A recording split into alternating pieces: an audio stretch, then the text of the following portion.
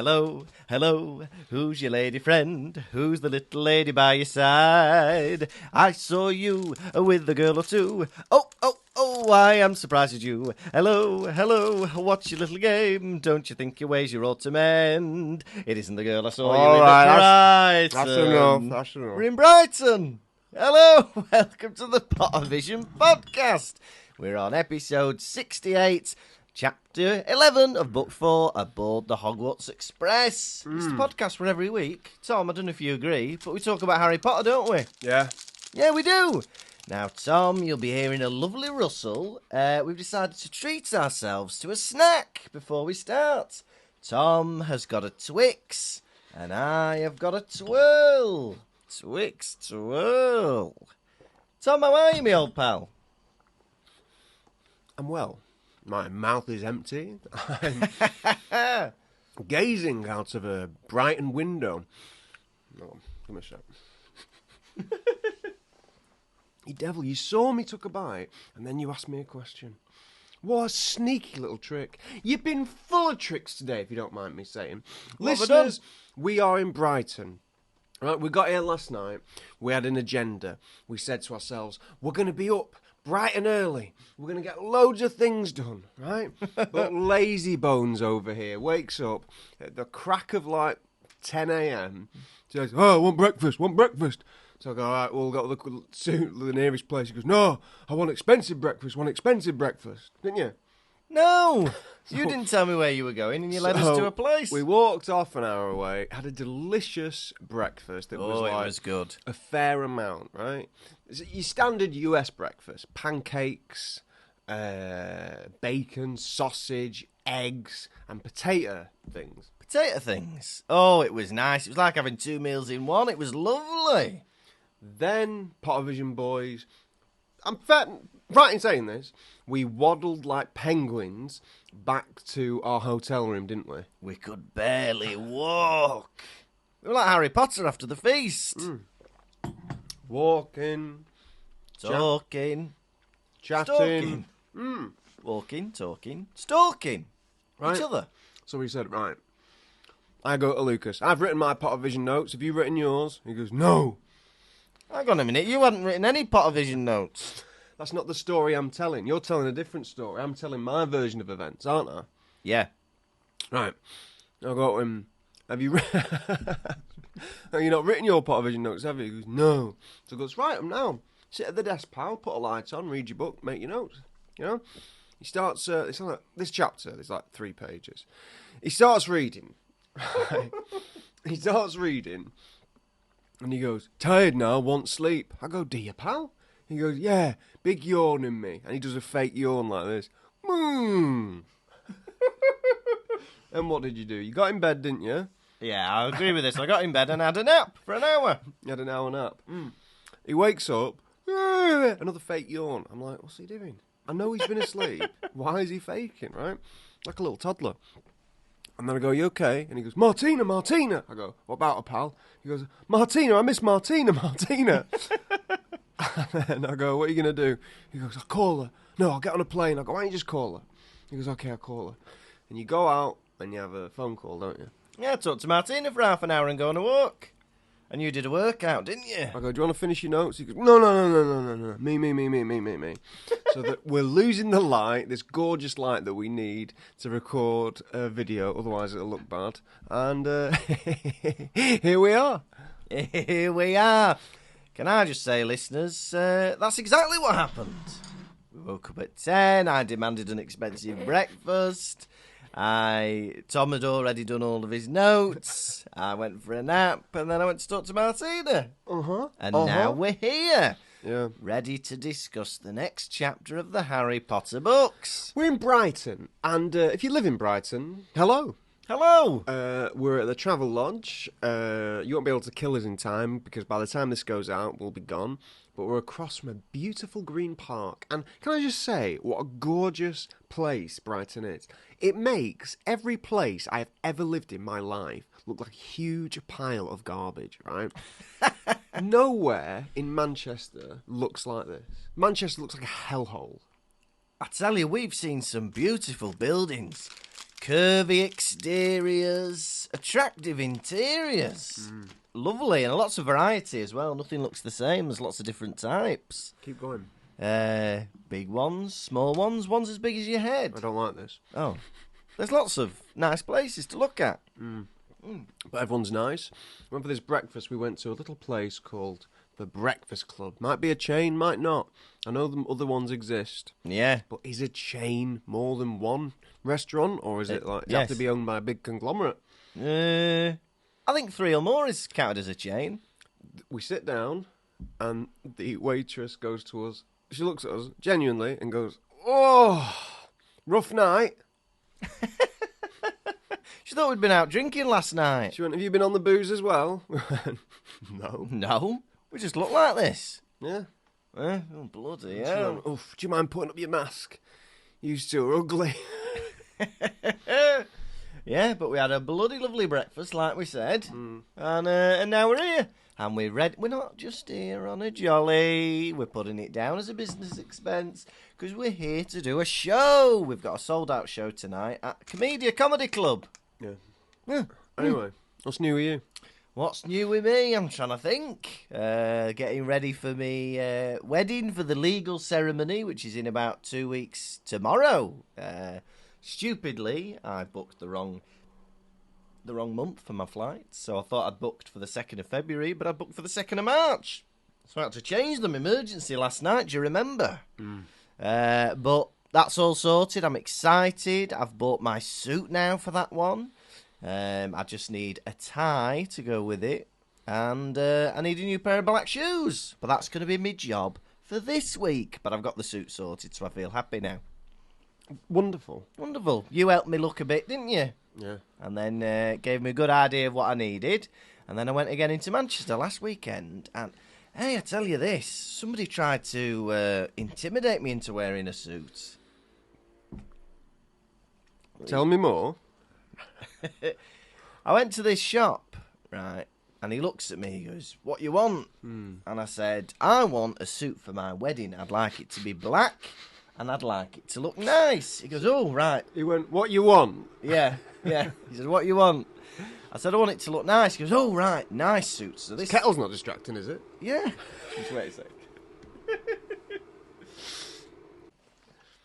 So you went into the suit shop. A man says to you, "What you want?" "What you want?" "What you want?" I said, "I want a suit. It needs to be black and it needs to look nice." He says, "Oh, right, the nice suits are this way." So he takes me over to the nice suit section. And he goes, "Right, let's have a look at you then." Don't measure me, but he goes, "Right, I think you're this size." So he goes to have a look. He goes, "Right, this one." Right, so I think, right, I'll put it on. So I try on the suit, and it's all right, don't get me wrong. It's all right, but for my wedding, you've got to love it, haven't you? You've got to fall in love with the suit, but I wasn't in love with it. I just thought it looked all right. So, and the waist was a bit funny, the way it fit on me. And then he said, "Oh, yeah, we'll have to have it adjusted, but we'll have to do it today. We'll have to do it today." And I said, "Oh, I want to try a few more suits on." And he goes, "Look, this is the only one we've got in your size. We're in a suit shop that's got 3 floors in it." And, hey, I'm not thin, but I'm not bloody Augustus Gloop. He's not Augustus Gloop. I'm not Augustus He's Gloop. not a little fat boy. He goes, "This is the only black suit we've got in your size. You have to buy it today." And I was like, "I've got to go." He goes, gets annoyed with me. Yeah. Puts his hand up like that. He goes, "Oh," as if I've wasted his time. Oh my God, tell me more. And then I went to Moss Bros, and they were very nice, and that's where I got my suit from. So we originally went, wasn't it?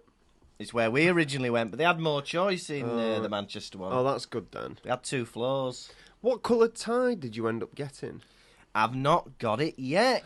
Ooh. He told me a secret story where a man was trying to get him this bombastic tie, but Lucas, he don't want the attention on the wedding. No. Lucas wants the attention to be on the bride. He don't want the attention to be on him. I'm not a bombastic man. He didn't want like some Homer Simpson tie. Homer's eating a donut. I know, he was trying to tell, because I had, right, the waistcoat of the suit is black, but the waistcoat is a lovely dark green, and the lining of the suit is a lovely dark green. So in my head, I was like, well, I'll get a lovely dark green tie, and it'll all match, and it'll look like one suit. Yeah. But he's like, hey, you don't want a lovely dark green tie, because then people won't be looking at you at the wedding. He says you need this brightly coloured, crazy patterned paisley tie, or this one that looks like your nana's carpet. I was like, no, I don't want that. But then I didn't want to disagree with him and buy the tie I'd already seen, so I just left. Good Lord. I know. He told me I needed pointy shoes. I was like, I'm not wearing winkle pickers to my wedding. What does it all mean? Very good. I know. So I decided, it flustered me a bit, that. So I had myself a meal and then decided I didn't want to keep shopping. So I'm going to go again next weekend and, next week and try and get it sorted. You're a fantastic, lovable cunt. You're a fantastic, lovable boy. Thank you. That's very nice of you to say. What makes you say that? Well, you know, going about doing your business. Me, on the other hand, I've just been driving some bag of bones about. Yeah. 4.5 hour journey last night. We were crying laughing at some points. Jesus Christ. We make each other laugh, don't we? Yeah. I mean, Anyway. you wouldn't know this listening to this podcast, but we make each other laugh, don't we? Yeah, what? What do you want to talk about today? I don't know, I was thinking maybe Harry Potter. Yeah, alright. Look, I'm bleeding. Why have you done that? Have you punched someone? No, it's under this. I'm forgetting we're being filmed. Hello. Sorry, I've been ignoring you. Hello. Why did you do that? Why did I do that? Did you do that? Oh, yeah. Oh, I just wanted a bit of self-harm. How did it happen, though? Trapped between that and there. Oh! You're scaring me, head teacher. Right, go on. Hey, Tom. Yeah. I don't know if you want me to do this, but I could do the rundown if you want. Take it or leave it. Well, I'll give it you then. Chapter 11, Aboard the Hogwarts Express. Oh, there's a bit of a gloom in the Weasley house because they're going to school. It's the end of the holidays. Oh, Arthur's been taken off to work suddenly because some bloke called Mad-Eye Moody his magic bins have attacked somebody and have, aroused the suspicion of muggles. So he has to go and sort it out. Anyway, they go off in 3 taxis to the King's Cross station, and they're waved off by the other Weasleys. Goodbye, goodbye. And Charlie's like, I'll see you soon. What's that all about? Yeah. And they're hinting at something that we don't know about, something that's going to be happening in Hogwarts. Anyway, they get on the train, and they're talking about all these other schools. There's Durmstrang, there's Beauxbatons. Oh, why are we mentioning them, I wonder? They're never going to turn up in the story. Next minute, Malfoy turns up and he has a go at Ron. He looks at his robes. Oh, look at these robes. You're a gimp. And then they get off the train, it's raining, and they get on the horse-drawn carriages. Invisible horses, mind. And they go off to the gates of Hogwarts Castle. And that was aboard the Hogwarts Express. Do you disagree? I agree. He agrees. I Hey! agree. What a chapter. What a chapter. It was a cutie. Oh, it was a cutie. Small, but perfectly formed. The children woke up and put on their normal clothes. Jeans, T-shirts, jumpers. For they will change into their wizard robes on the Hogwarts Express. You ever noticed any changing rooms on them Hogwarts Expresses? I think they are just getting into their undies in the carriages. They're doing it primary school style, aren't they? Oh, yeah. Remember primary school? Yeah. Where PE, you just get changed in the classroom. Boys on one side, girls on the other. No peeping. You promised, lads, to look out that window at all times. Girls, you promised to look at that Roman display on the wall. All right? Tell me about the Romans. You're not to look at each other. Do you know what? I feel like primary school history is so much more interesting than secondary school history. Tell me more. Oh, year 1, it's the Romans. Year 2, it's the Egyptians. Year 3, it's the Celts. I'm sure we did World War II every year of secondary. Seemed like it, didn't it? And it's a gloomy bit of history, a gloomy period of time, if you don't mind me saying. Oh, Mum, there's no sniff of a pharaoh in high school. What's that all about? Oh, making me sad. I remember some kids in high school were mummifying bottles of pop to make it look like a mummified cat. Well, that's a bit of fun, isn't it? I don't remember doing that. I remember the classic in geography making a volcano out of vinegar. Whoa! That's lovely. Did I ever tell you the volcano story that I made? It rings a bell, but please tell us the volcano story that you made. Oh, I Has worried... someone got the credit? No, I'm worried I've told this before, but in year 6, they said everyone has got to do a project. Right? Yeah. And I tell you what, if you've heard this before, what a nice little reminder. Here it is again. Everyone's got to do a project, right? And the project was meant to be like a folder where you've written about something. Yeah. I half listen. I don't know if you know this about me. Yeah, you have. Listen, don't you? I've done it ever since I was a little boy. I've got this condition called selective hearing, and there's no known cure. It's a disability. Yeah.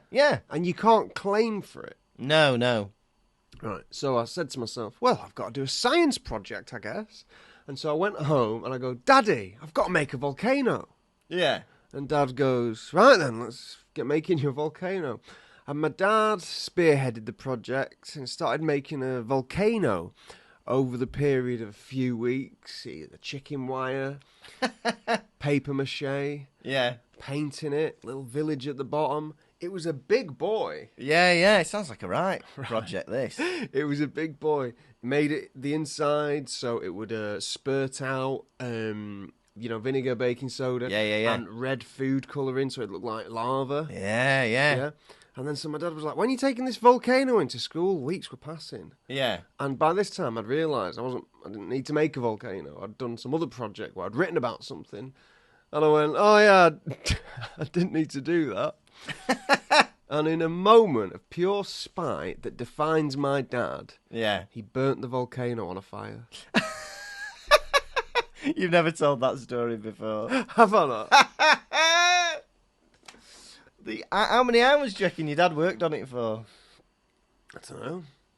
6 or something, 8 hours? Bloody hell. And did you even try it to see if it worked? Oh, it worked. Yeah. Wasn't that funny? Burn it on a fire. Amazing. I love it. My dad is a man of lessons. He taught me a lesson that day. Yeah. That he will burn things if scorned. Yeah, that's a great lesson to learn. He will burn things if scorned. You have been warned. Yeah. Or the more boring lessons that my dad has taught me is how to close a door without slamming it. That's a good lesson, though, isn't it? That was a boring lesson. Where he demonstrated several times and then made me do it. Brilliant. Several times. But that's what you got to do. You got to show, you've got to let them try it, and then you coach. Boy was 11. That's the perfect time to learn how to close the door nicely. Yeah. Were you a slammer before then, were you? No, we were just letting the handle go. So we had them handles that you go like that. Oh, yeah. And so as soon as it was down, we'd go, meh, and it dong. Oh, yeah, that'd be irritating for any father. Well, more so for my dad. Yeah. And he burnt the door handles on the fire. He burnt the door handles on the fire. Oh, perfect lessons. Oh, yeah, I think we can all learn something from your dad. Burn something. How not to father. And burn things you don't like. But yeah, but I suppose primary school was the most fun time to be a student. It was the time to be alive. To be honest, never in my life have I ever enjoyed being in education. That's sad, isn't it? Not one bit, not one class I've ever gone, that was great. Yeah. I've always preferred to not be there, and you think, oh, some people want to learn by, being outside and doing things. I've never enjoyed work either. I'd like to be inside. Yeah. Alone, maybe just watching telly. That sounds lovely. Being inside, alone, watching telly. You get these people in life who love bragging, don't you? Oh, yeah. They go, oh, I'm doing this. I don't like doing nothing, mate. I like being busy. I don't like doing nothing. I just want to be busy. Oh, it's fine for you to do nothing. Yes, it is fine. And I bloody like it. He bloody likes it. It's nice to do nothing. Yeah. And you know better than me because you like doing things. I do like doing things. You might be wealthier than me. Yeah. Beyond my wildest dreams. But are you better than me? No. Some would argue yes. It's getting a bit rambly, this, isn't it? Hey, I'm loving it. I'm loving it. I want more. Arthur Weasley is talking to Amos Diggory through the fireplace. And Harry had to shut his eyes hard and open them again because he couldn't believe what he was seeing. Oh, yeah, we can actually do visual things. Nothing phases Harry. What did it look like? It looked like a large egg, a large bearded egg, didn't it? Like a large bearded egg, listeners. There is no way of describing what Harry saw. It looked like a large bearded egg. He's seen Amos Diggory before, and he knows what he looks like. Yeah. Bald with a beard. Bald with a beard. But having seen his face in a fire, yeah, well, that was a large bearded egg. It's a large bearded egg. I don't know if I've told you, Mr. Diggory, but in the fire, you look like a large bearded egg. What do you think to that? I know it's your son's funeral, but... I've seen you so many times before, Lucas. Yeah. But I've never seen you from the angle that I saw you getting out of bed this morning. Yeah, what would you say I look like? You got up and I thought, that is a pepper army with spectacles on. Oh, honestly. Do you know what? I've never seen you from the angle of you doing that workout before. Oh, yeah. Do you know what you look like? Tell me, please. Baked bean with a beard. And that was just from the back. Baked bean with a beard. Baked bean with a beard. Two baked beans pushed together. Right, it annoys me that Amos Diggory, a Ministry of Magic official, whose job it is to ring people up when there are Muggle emergencies, does not know what a policeman is. Peasman. It's a pleaseman. Right, Amos, you're sacked. How do you not know that? How long have you worked for the Ministry? You don't know what a policeman is. Oh, and then they got treated by a Dugdor. What? It's a doctor. You know what these are? Don't worry. I've got a feeling Amos is going to get his just desserts. The most unnecessary comeuppance ever. Oh, can't pronounce policeman? Well, let's see your son dead then. Spoilers. Oh, sorry. Spoilers? I'm sure we've mentioned it about 5 times before now. You love hinting at his death. Oh, gonna wipe that smile off your face, Amos. What was that all about? Bye-bye! Running around so cocksure. Yeah. But I had a bone to pick with Amos because he's so sceptical of what Mad Eye Moody says. So My Booby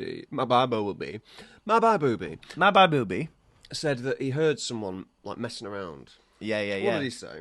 He had an intruder in his yard that was startled by his dustbins, yeah? Yeah.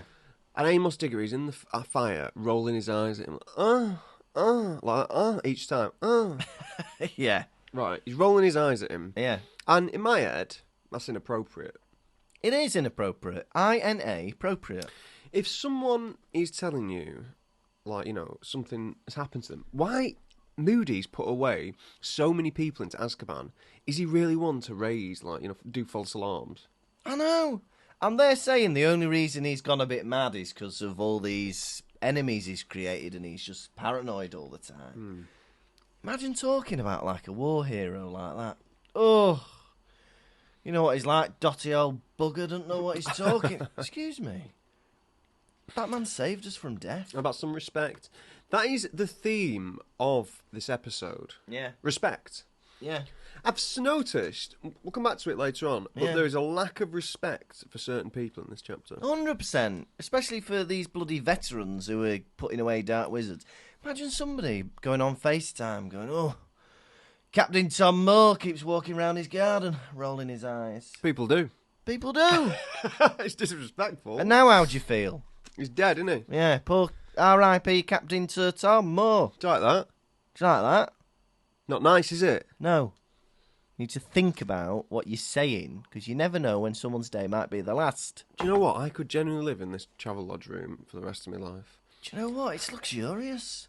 We walked in, we were like, whoa! It's really big, and we're in a corner, so we've got windows either side. Never in my life have I experienced that. It's almost a panoramic view. It is amazing, honestly. We've got some architecture, we've got a park, we can see the road, we can see each other. What more do you need? It's a lovely travel lodge bedroom. The best travel lodge bedroom I've ever been in. I agree. Yeah. Fantastic. Now, it's on about the bins attacking this intruder. I can't imagine them having bins in the wizarding world. They just... They just, like, magic stuff away, or... Do you know what I mean? What if he's living in a muggle neighbourhood, though, where it'd be weird if you weren't putting out bins? Oh, yeah, you'd have to do it for show, wouldn't I you? don't think anyone would ever notice that. No. I'm sure there's neighbours that don't even take the bins out in my street. Some houses, they never have bins come out of them. There's a very common thing that people say sometimes, where they say, have you ever seen your neighbours bringing in their shopping? Yeah. Most people would say, no, they haven't. I've never seen my neighbours bringing in the shopping, but you have. I'm going to say no, I've never. Well, why did you first say yeah? Because you were on about the bins. The bins I have. But I said shopping. Oh, sorry. No. No, I've not. Exactly. Yeah. So what are you saying? So would you ever notice, if you've never seen someone bring in their shopping, would you notice if you never saw your neighbours part of the bins? Yeah, to be honest, you do hear it. I hear it all the time. I'm like, how many times do you need to go into your bin tonight? You've been in it 20 times. When are you overhearing that? That's me saying that. Going into the bins? People mess. I can hear putting down the lids too much. Yeah. Bloody in there nursing a baby, I am. Oh. You need maximum 2 trips to fill a bin, a wheelie bin. That's what I'm going to say. Maximum 2 trips to fill a wheelie bin. You've got to do your prep in the house. Get your bags, tie them up, sorted. That's our advice. That's our lesson. Right. Arthur is the only one who can get Mad-Eye Moody off. Oh, yeah. Yeah. You carry on. Right. They finish up their business with Diggory's face in the fire, right? They finish up all that nastiness. But beforehand, Mrs. Weasley puts a piece of toast in his mouth. Can I just say? Yeah. Inappropriate. I know. She waited for her husband to leave the room before she did that. Did she? Yeah. That is inappropriate. Yeah. Like, I know she did it with... To be fair, for full disclosure, she did it with a pair of tongs. Yeah. But bearing in mind, he is blazing. He's a fire. He's a fire. So she's not going to put a bare hand in there. Can I just say, if any middle-aged woman feeds me a piece of toast, Martina has the right to be annoyed. It's not right. You shouldn't be feeding a married man a piece of toast with tongs. Oh. Bear that in mind, Mummy Kirkby. What, me mum? Yeah, don't feed your son any toast. Don't feed me son any toast. Just put it on the plate and let me reach out for it. Otherwise you'll be getting a black eye from Martina.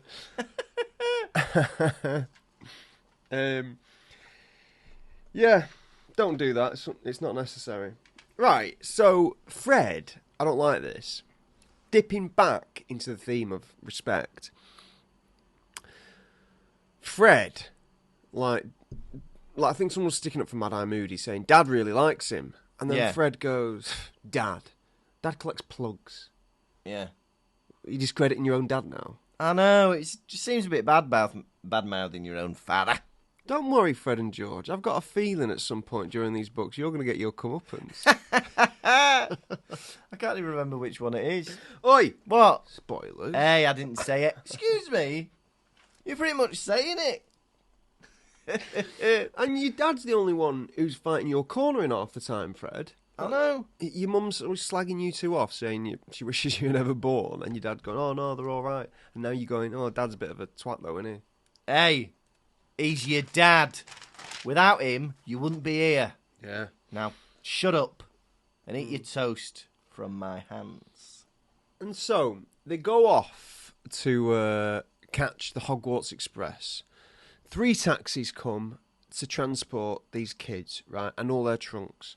I was thinking, for people who don't want to be discovered, wizards can't half be so terrible at it. Do you know what I mean? They want to be inconspicuous, but they're just so obvious all the time. Oh, and the Weasleys who struggle to make ends meet. They struggle to put food on the table. Order 3 black cabs to London. What? That's going to be like 200 quid from where they are. Bloody hell. Each cab. Hey, look. We've got to get 3 taxis because we're taking 3 unnecessary people who aren't even getting the train. We've got Bill, we've got Charlie, we've got me.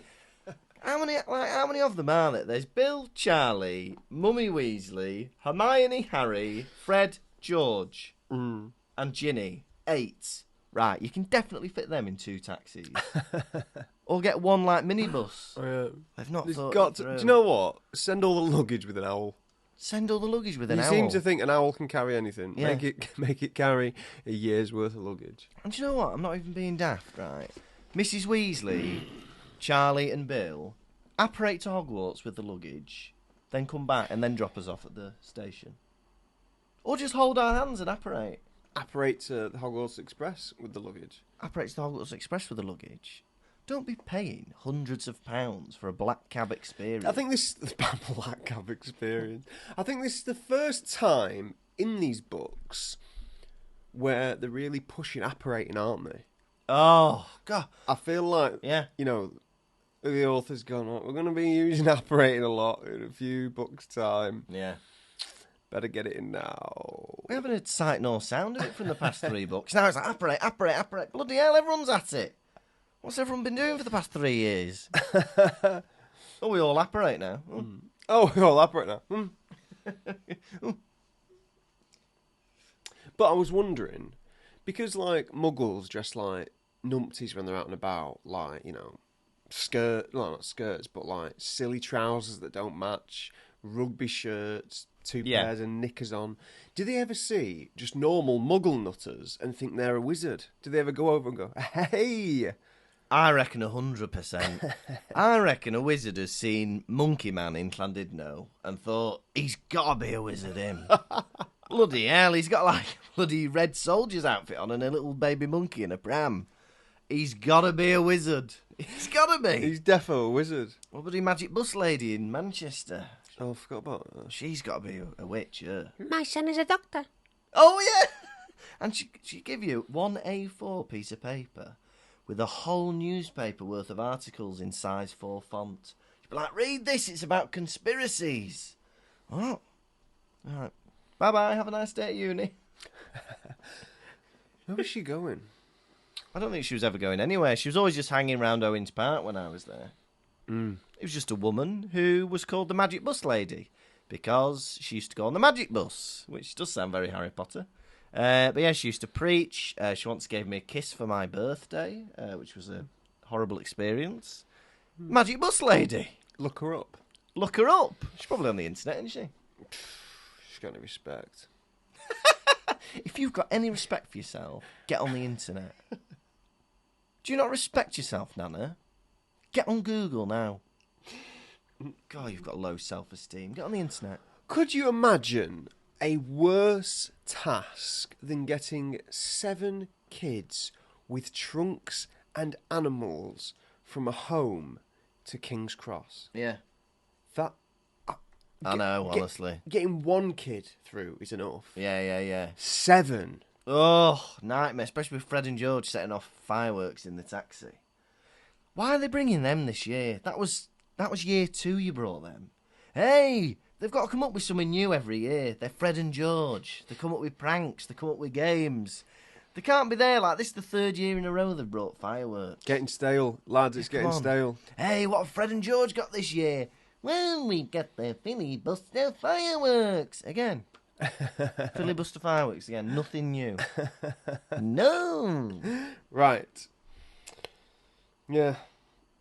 It's so sad that they only seem to see their parents for 6 weeks of the year. Molly Weasley goes, "Oh, I suppose you won't be coming home for Christmas with, what will be going on," hinting at, the Triwizard Tournament. Whoop. They all went hinting like crazy at the Triwizard Tournament. Oh, they love it, don't they? Getting us all excited for it. Yeah. But, like, you're just accepting that you're not going to... You wouldn't know your own parents if you only saw them for 6 weeks of the year growing up, and then, I know. never again. It's mad, isn't it? Like, yeah, and they don't even seem that bothered that they're leaving them. It's not even an emotional moment. All right, see ya. See you then. Bye. She has more of a bloody emotional moment with Harry and Hermione. Thank you so much, Mrs. Weasley, for looking after us. Oh, it was my pleasure. I'm glad to be seeing the back of Mrs. Weasley. Oh, yeah, she's outstayed her welcome in this book. Oh, I don't mind her as a person, but her attitude about the owls annoyed me. I'm just flying off the handle every morning, noon and night. Do you really believe that? What? What you just said? She's a nice person. You didn't say that. Oh, what did I say? You said she's flying off the handle all the time. Yeah, she is. That's not being a nice person, is it? No, but I think she means well. She just expresses it in the wrong way. Right. I love this only fools and horses inspired method of getting to the platform. Harry, Ron and Hermione just sidle up to the platform and lean into it. Surely they're just going to fall to the ground on the other side. Why have people been doing the run so often as if that isn't...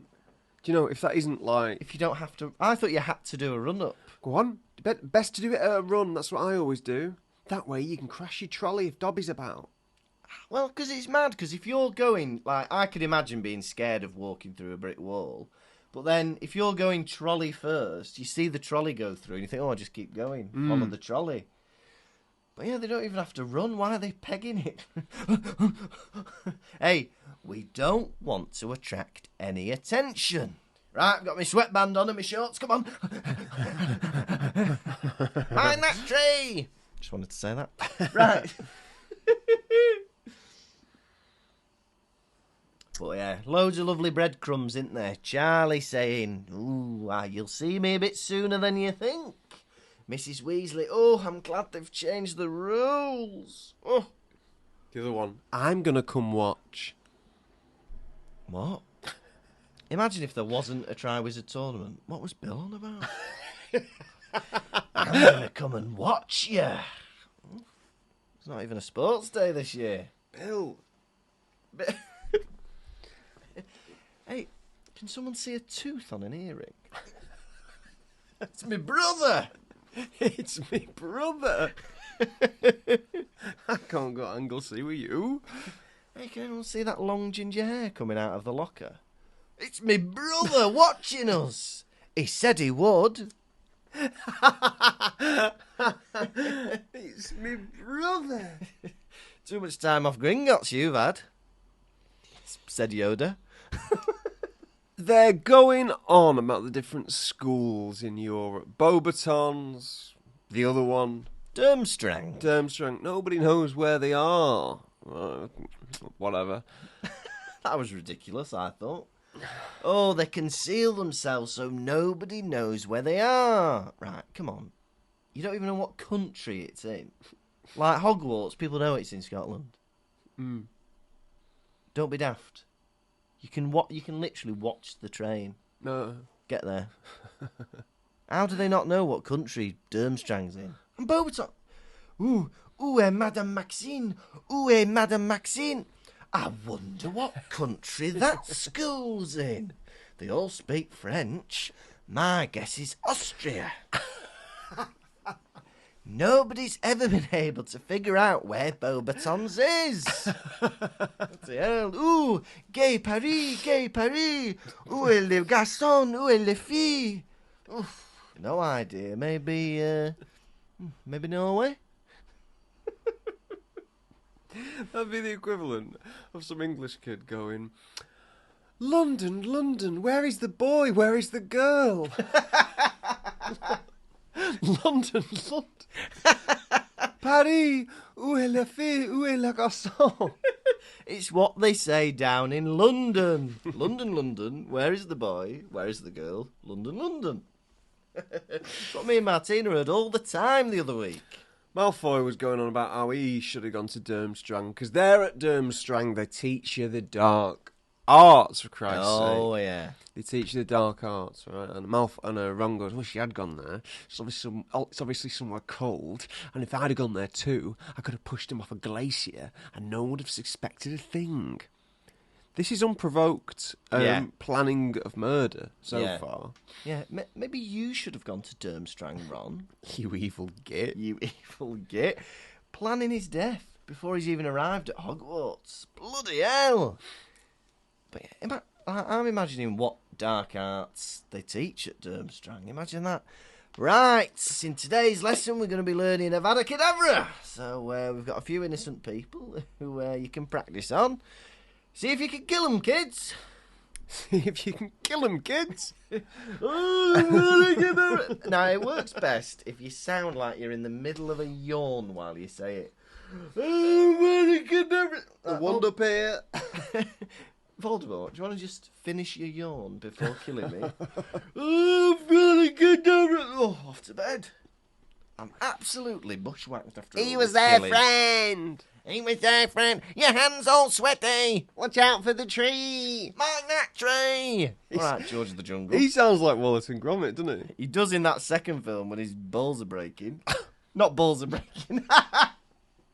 That was a mixture between balls are dropping and voices breaking. When his balls are breaking. You're breaking my balls, Harry Potter. You're breaking my balls. Please sleep with me. My nut tree. Your hand's all sweaty. Right. Yeah, and then Malfoy comes in and he starts ribbing Ron, going, "What a beautiful dress!" It's really funny. He goes, "Look at this," said Malfoy in ecstasy. Oh, he was in ecstasy, listeners and viewers. He couldn't believe his luck. I think when you like taking the piss out of someone and you find a great bloody maroon dress robe, you're going to be in ecstasy, aren't you? Mm. Oh, the delights. Oh, you're going to get 3 weeks out of this, I reckon. Winding him up about that. Yeah.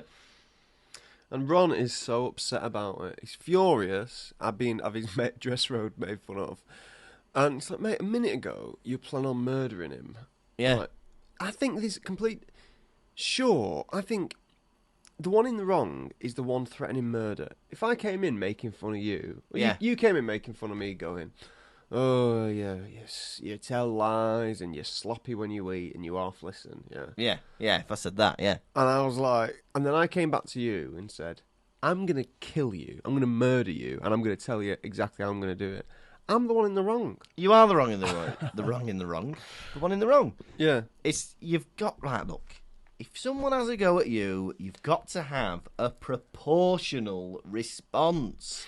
If someone says to you, "You smell," you turn round and say, "You stink." Yeah. If someone turns to you and says, "You're lazy," you turn to them and say, "You're stupid." You don't have someone turn to you and say, "You've got a funny dress robe," and you turn round and say, "I'm going to push you off an icy cliff." It's disproportional. Or proportionate. Oh. Do you know what else made me laugh? Just on about them concealing the castles, right? Like, they conceal the schools so that nobody can reveal their secrets. Yeah. Why have these schools got these secrets? It's a school. You teach the syllabus. You get the kids the qualifications sorted. Why have they got all these? Like, what are they? Oh, I've just found out at Durmstrang you have to do religious studies as a compulsory GCSE. Bloody hell. Ooh, at Beauxbatons, they make you do 2 languages, French and German. Well, they should know French. Bloody hell. I've heard in Hogwarts the heads of house buy year 7s a broom. What? Bloody hell, it should be a secret. That's terrible. I've heard the headmaster hides and watches them looking in the mirror. Bloody hell, you want to keep this a secret? Madam Maxine, it was in your greatest interest if you don't tell anyone about my midnight antics. Well, okay, as long as you don't tell them that I sometimes watch the girls in the playing field. And also, I must say, my gamekeeper fancies you. Will you kiss him? Maybe. Maybe. And hey, if you didn't remember, Neville's fat.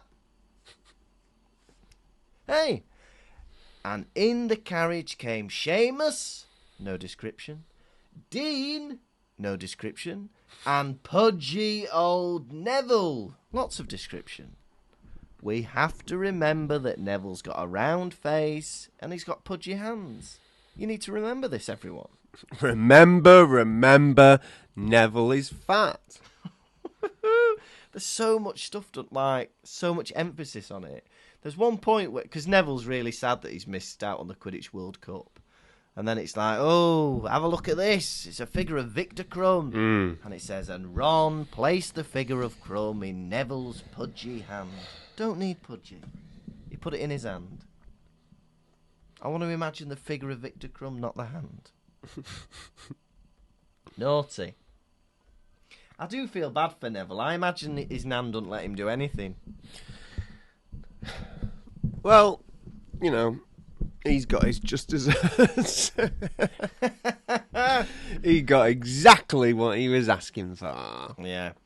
I do feel so like there's some kids at school whose parents would never let them do anything. You know, like if you were having a party or going somewhere and you're like, oh, my mum and dad won't let me go this weekend. It's like, oh, come on, you're 15 now. You can't come to a party or you can't come to the cinema. Made me sad.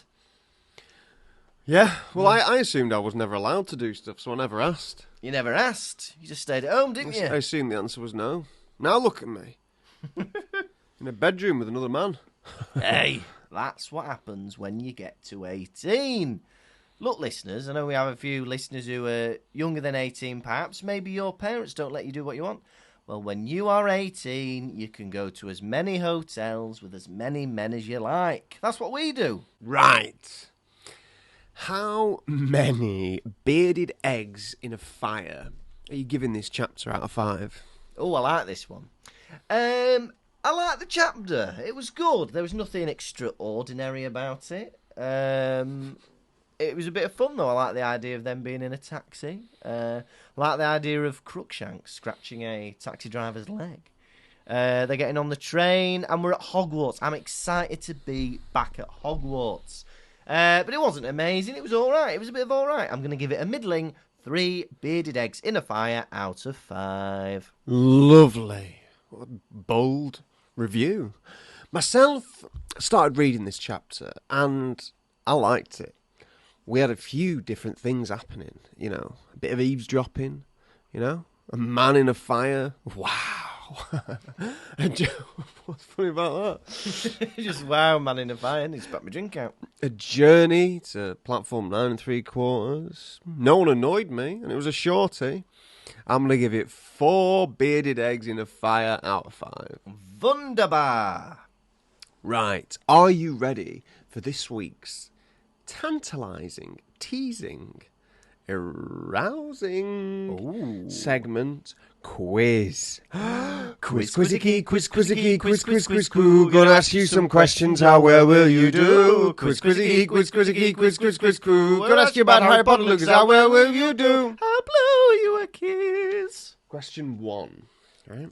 Can I just say, Tom has a glint in his eye, as if this quiz will be tricky. No, I don't. Question 1. What went off in the taxi? A Dr. Filibuster firework. What's the full name of them? Oh. Dr. Filibusters. I know Wet Starts in it. Dr. Filibusters. Oh, you're not going to give me Dr. Filibuster fireworks. No, this is a quiz. Aren't you? You think you're doing a driving exam, and you are having your stall. You're stalling right now. Yeah, I am You're stalling. only allowed so many stalls. All right, Dr. Filibusters.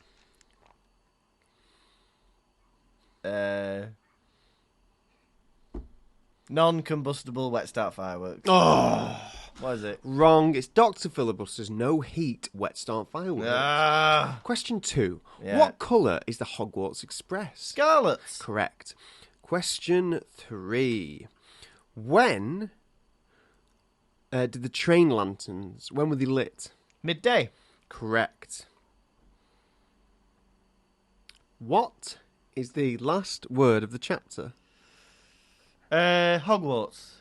No. What? It's castle. Ah, come on. Unfortunately, Mr. Kirkby, Oh. you have failed the quiz. Quiz, Gonna ask you some questions. How well will you do? Quiz, Gonna ask you about how well will you do? I'll blow you a kiss. This has been the Pottervision podcast. Thank you ever so much. Thank you ever so kindly for listening. If you would like to join us, we're going on tour. Our next 2 dates, we are in Denbigh on the 12th of February and we are in Leicester on the 16th of February. We would love to see you there. So catch us Denbigh in North Wales and Leicester around about the Midlands. You can come and see us there. All of our dates, we've got 8 dates left on the tour. They're all at pottervision.com. If you would like to support the show, we'd love to receive your support. Patreon.com/Pottervision. We currently have 22 bonus episodes with another one every half a month. And there's loads of other goodies. There's key rings, there's posters, there's stickers, there's videos from us, there's access to a Discord, there's behind-the-scenes videos. It's a lot of fun. Otherwise, you can just follow us, Facebook, Twitter, Instagram. Just search Pottervision and give us a 5-star review if you could. That would be lovely. Next week, we're on episode 69, if you don't mind my saying so. It's chapter 12 of The Goblet of Fire, the Tri-Wizard Tournament. Tom, you have been a wonderful Brighton boy. And you have been a walnut-headed Kirkby lad. Goodbye.